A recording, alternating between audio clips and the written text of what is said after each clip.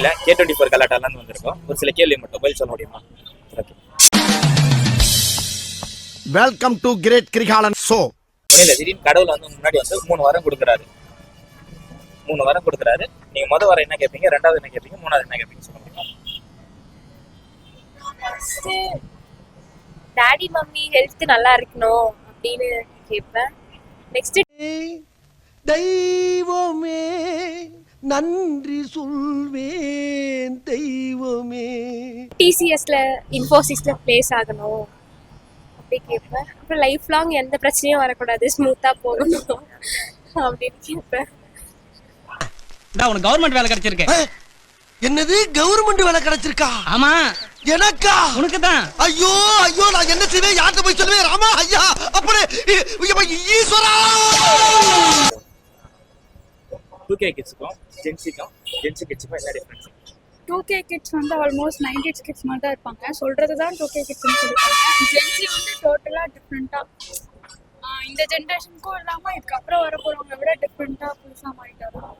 சரி, ரெண்டு பேரும் ஒரு மேட்ச், சிம்பிள் மேட்ச் தான். ஒரு ரூம்ல 5 பேர் மாஸ்க் போட்டு போறாங்க. ஒரு ரூம்ல என்டர் ஆகுறாங்க. ஆல்ரெடி அந்த ரூம்ல 5 பேரும் மாஸ்க் போட்டு இருக்காங்க.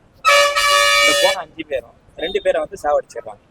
இப்போ மொத்த ரூம்ல 8 பேர் இருப்பாங்க. 8 பேர் இருப்பாங்க. கரெக்டா? சரி, நல்லா யோசிச்சு சொல்லுங்க. ரிப்பீட் பண்ணா ஒரு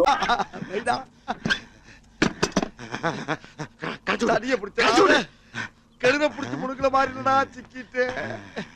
இவன் இருந்து நான் எப்படி தப்பிக்க போறனோ? ரூம்ல 5 பேர் வந்து மாஸ்க் போட்டு போறாங்க. உள்ள என்டர் ஆகுறாங்க. உள்ள என்டர் ஆகி உள்ள பாத்தீங்கன்னா ஆல்ரெடி 5 பேர் மாஸ்க் போட்டு இருக்காங்க. 5 பேர் மாஸ்க் போட்டு இருக்காங்க. போன 5 பேர் 2 பேரை வந்து சாவடிச்சிடுறாங்க. இப்போ ரூம்ல மொத்தம் எத்தனை பேர் இருப்பாங்க? 8 பேர் தான். உங்களுக்கு ஆன்சர் தெரிஞ்சா கமெண்ட் பண்ணுங்க. சரிங்களா? ஆன்சர் வந்து 10 பேர். அது எப்படி? ஆல்ரெடி 2 பேர் செத்தவங்களும் அங்கே தானே இருக்காங்க. நான் என்ன சொன்னேன், ரூம்ல மொத்தம் எத்தனை பேர் இருக்கான்னு கேட்டேன். அதே 10 பேர். ஆத்தாடி ஆத்தா வருஷத்துக்கு ஒரு கிரிக்கெட்ட சிக்கிறடா சாமி. K24 பண்ணுங்க.